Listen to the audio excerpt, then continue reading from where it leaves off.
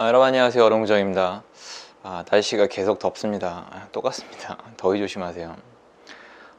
더우면 사람이 일을 하기 싫잖아요. 근데 저 생각해보면 예전에 덥던 졸리던 어떻게 하던 직장 생활을 했었던 것 같아요. 그래서 오늘도 지금 고생하고 있는 분들한테 제 응원을 좀 보냅니다. 오늘 비슷한 관련된 내용이 들어갑니다. 시청하시기 전에 구독하기, 좋아요 부탁드리겠습니다. 최근 기사를 봤는데요.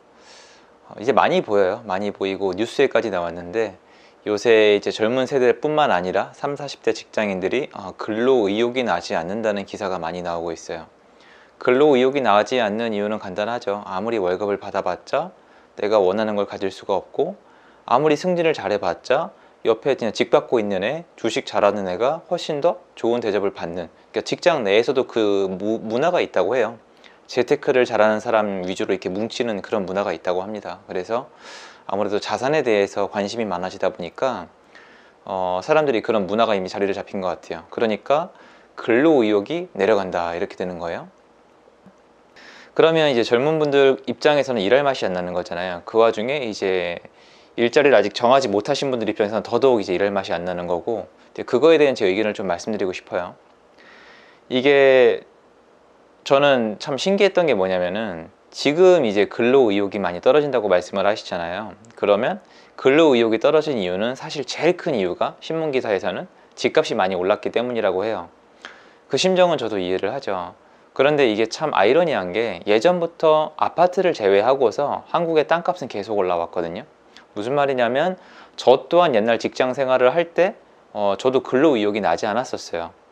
그런데 중요한 건 이건 것 같아요.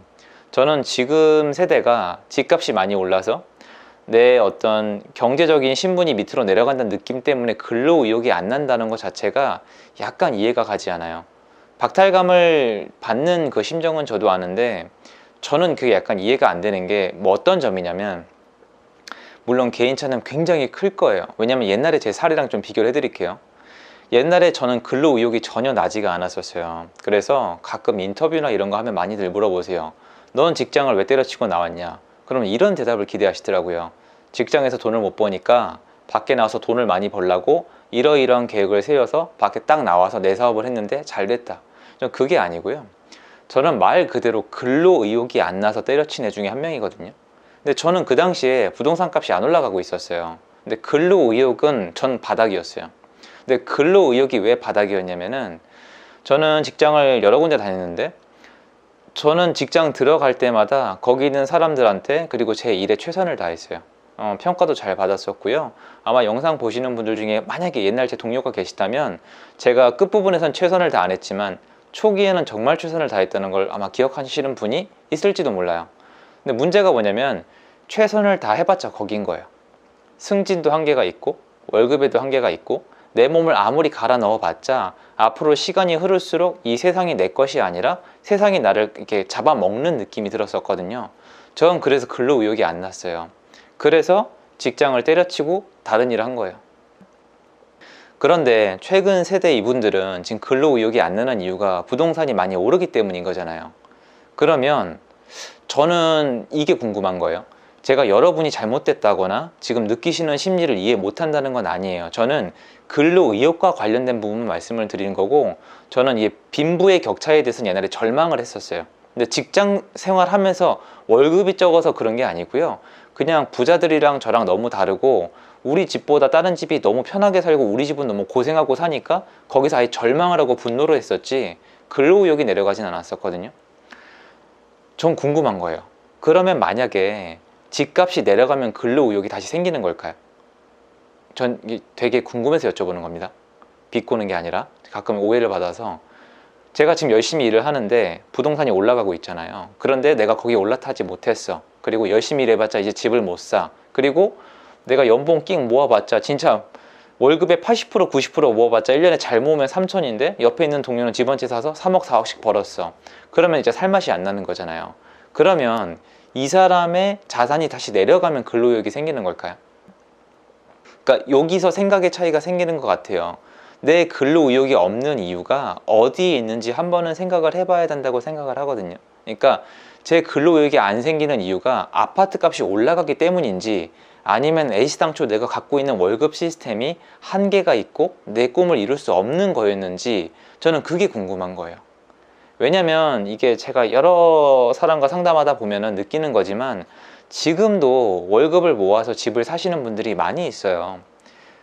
제가 이 유튜브를 올리면은 제일 많이 달리는 댓글 중에 하나가 사고 싶은데 비싸서 못 사요가 되게 많은데, 정말 제가 농담 한마디 싹 걷어내고 담백하게 말씀드려서 옆에선 사고 있어요. 다만 못 사는 이유는 제가 예전에 영상에서 한번 다뤘는데 너무 좋은 집을 살라고 하세요. 타이밍을 놓쳤으니까 더 덜 좋은 집을 살 수밖에 없는 거고, 사실 그 집이 가지고 싶어진 것도 가격이 많이 올랐기 때문이잖아요. 그래서 물론 좋은 집을 사고 있다는 건 아니에요. 여기서 포인트인데요, 저는 미래지향적이잖아요. 제가 오늘 이 주제를 꺼낸 이유도 여러분의 미래를 위해서지 평가하기 위해서가 아니에요. 제 주제에 누굴 평가합니까?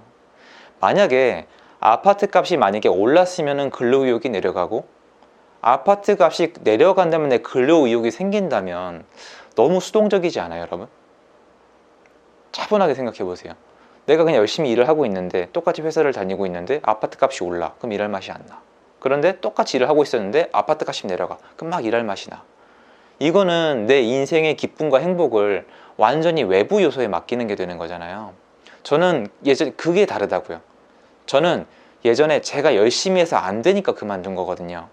그런데 만약에 외부 요인만 가지고 내 근로 어떤 의욕을 논한다면은 앞으로 발전 가능성이 너무 낮잖아요. 내가 컨트롤할 수 있는 게 하나도 없는 거잖아요.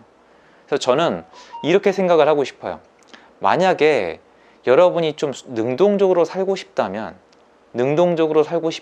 제 생각에는 지금 내가 근로를 하고 있는데 주택 가격이 올라가서 따라잡을 수가 없게 된 거면은, 저라면 이 시장에 참여하거나 이 시장이 다음 시장이 또 있을 거 아니에요. 다음 시장을 준비하겠어요. 저는 지금 시장을 놓친 분들이 절망하지 말고 다음 기회를 잡자고 말씀을 드리고 싶은 건데, 그 어떤 세부적인 제 이해를 말씀드리는 거예요.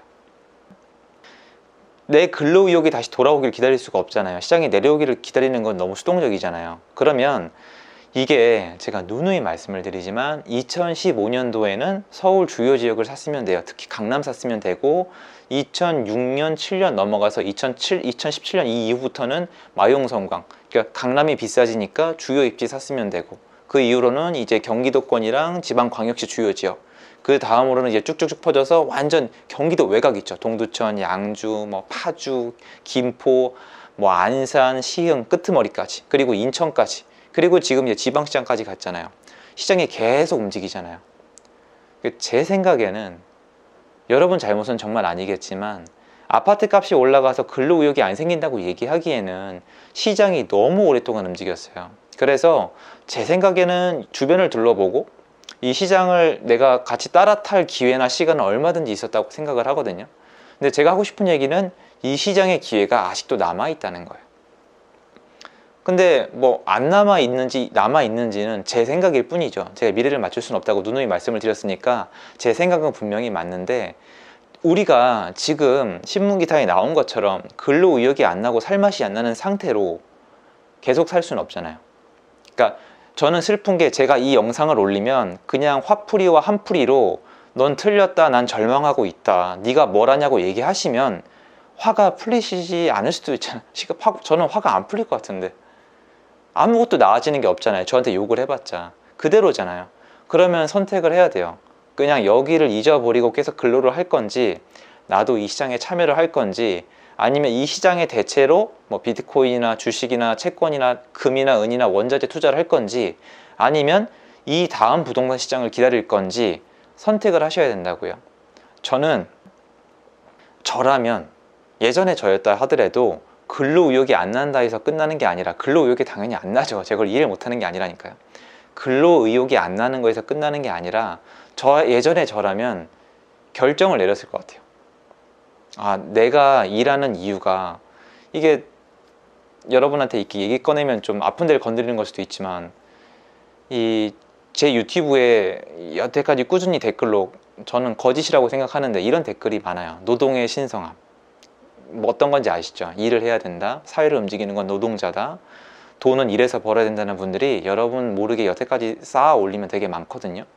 그러면 근로를 통해서 기쁨을 누려야 되는데 왜 아파트 값이 올라갔다고 근로 의욕이 안 난다는 건지 얘기를 해보면 우리 모두는 잘 먹고 잘 살고 싶은 거거든요. 그러면 내가 잘 먹고 잘 살고 싶어 하는 거구나. 그게 근로만으로는 해결이 안 되는 거구나. 그러니까 뭔가 해야만 하겠구나라는 동기부여가 되는 거지, 지금 난 이제 끝났다고 생각하면 안 된다고 생각을 해요. 왜냐면 사람은 한번 태어났으면 인생 끝점을 내가 정할 수가 없어요. 철학자가 한 얘기인데요, 사람이 사는 이유는 태어났기 때문이라고 한 사람이 있거든요. 어쩔 수가 없어요. 태어났으면 쭉 가야 돼요. 좀 잔인한 얘기이기도 하죠. 그러면 이번 생은 망했다, 일할 맛이 안 난다. 일할 맛이 안 난다는 건, 여러분 하루에 몇 시간 일하세요? 저 때는 하루에 8시간이 아니라 10시간, 12시간 일했거든요. 그러면 제 인생의 한 3분의 1을 일하는 건데, 좀 줄여서 얘기하면 내 인생의 절반을 일을 하는 건데, 내 인생 반이 불행해진 거예요. 이대로 끝낼 수는 없지 않아요? 이대로 끝낼 수는 없잖아요, 여러분. 난 살아야 되는데. 그러면 선택을 해야 되는 거예요. 근로 의욕이 안 난다, 살맛이 안 난다는 인생의 절반을 거의 포기하는 셈이에요. 그러면 안 돼요. 그러면 안 되고, 공부를 해보시면 저랑 똑같은 생각을 가질 수가 있어요.